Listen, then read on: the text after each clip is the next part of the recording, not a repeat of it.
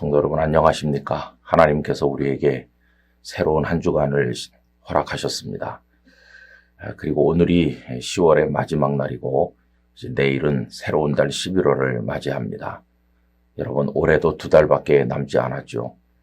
마음이 점점 진지해진다고 할까요? 조금 더 엄숙해지는 시간이라고 생각이 됩니다. 남아있는 시간 동안 하나님의 뜻을 따라서 더 귀하고 아름답게 살아가시기를 바랍니다. 이번 주간에 우리가 함께 나눌 주제는 종교개혁입니다. 여러분 어제가 종교개혁 기념주일이었죠. 1517년 10월 31일 마틴 루터는 면죄부를 반박하는 95개 조항의 반박문을 내걸었는데 그 일이 종교개혁의 상징적 사건으로 인식되어 왔습니다. 그러면서 10월 마지막 주일을 종교개혁 기념주일로 지킨 것이죠. 그래서 이 주간에 우리도 주제를 종교개혁이라고 정하였습니다. 이제 오늘은 종교개혁이라는 주제로 나누는 첫날의 말씀인데 가정 안에서의 거룩한 개혁을 위해서 우리가 무엇을 어떻게 해야 될 것인가 하는 차원을 생각을 해보려고 합니다. 그래서 오늘 말씀의 제목을 날마다 새로워지는 가정이라고 정하였어요. 함께 읽으실 말씀은 에베소서 6장 1절로 4절입니다. 자녀들아 주 안에서 너희 부모에게 순종하라. 이것이 옳으니라. 네 아버지와 어머니를 공경하라. 이것은 약속이 있는 첫 계명이니 이로써 네가 잘되고 땅에서 장수하리라. 또 아비들아 너희 자녀를 노엽게 하지 말고 오직 주의 교훈과 훈계로 양육하라. 아멘. 지난주의 주제는 변화였었는데 이 주간에 종교개혁이라고 하는 이 주제와 통하는 바가 있죠. 공통점은 좋은 방향으로 달라진다 하는 게 공통점이겠습니다. 약간의 어감의 그 어떤 느낌은 조금 다른 것 같아요.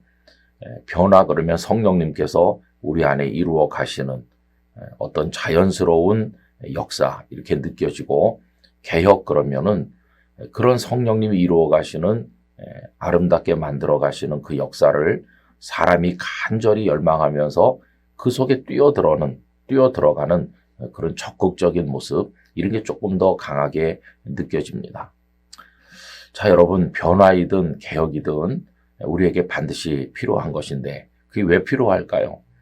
우리 사람은 아담과 하와가 선악을 알게 하는 나무 열매를 먹은 이후로 우리 성정과 우리 본성이 다 부패했어요.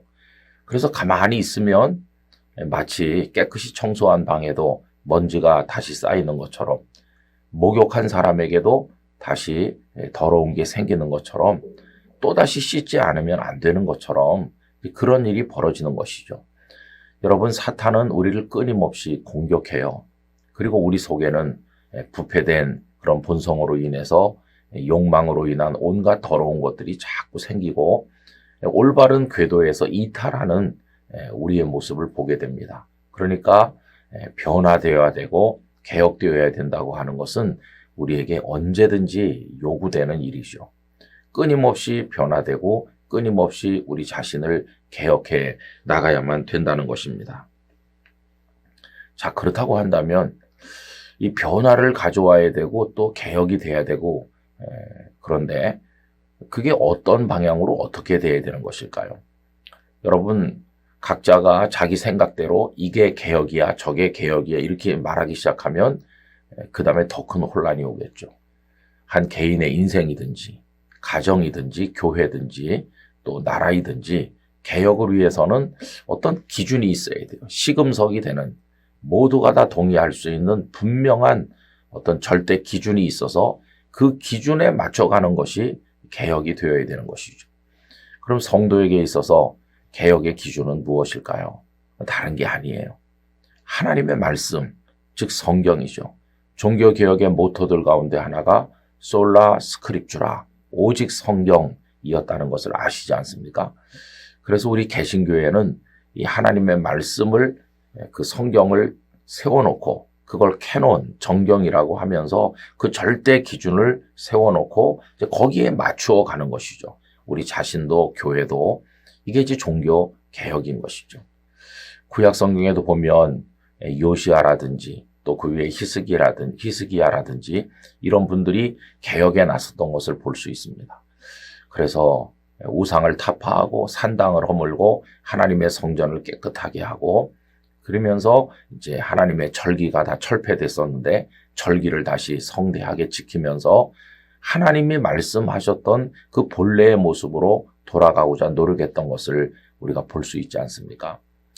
저는 이 영상을 함께 하시는 모든 분들이 하나님의 말씀이라고 하는 기준에 따라서 끊임없는 개혁을 이루어 나가기를 원하는 것입니다.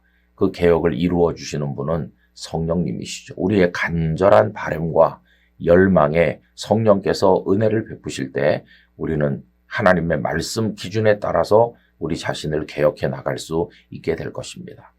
오늘 읽은 말씀은 그게 바로 가정에서 이루어져야 된다는 것이죠. 여러분, 오늘 말씀은 자녀는 부모를 공경해야 되고 부모님은 자녀를 잘 양육해야 된다, 그런 내용인데 거기 기준이 제시되고 있어요. 자녀가 부모를 공경하고 부모가 자녀를 잘 양육하는 거는 어떤 도덕, 윤리에서도 많이 강조되는 거죠. 그런데 우리 그리스도인들에게 있어서는 거기 기준이 있다는 거예요. 그 기준이 다른 게 아니라 하나님의 말씀이죠. 그래서 여러분, 오늘 본문 그 4절 끝에 보면 이런 말씀이 있어요. 오직 주의 교훈과 훈계로 양육하라, 이렇게 말씀했죠. 주님의 교훈과 훈계, 이게 말씀 아닙니까? 그러니까 가정에서 말씀을 기준으로 세우고 그 말씀에 따라서 부모님께 효도해야 되고 그 말씀에 따라서 자녀를 양육해야 된다. 가정의 개혁도 말씀이 기준이 돼야 되는 거죠.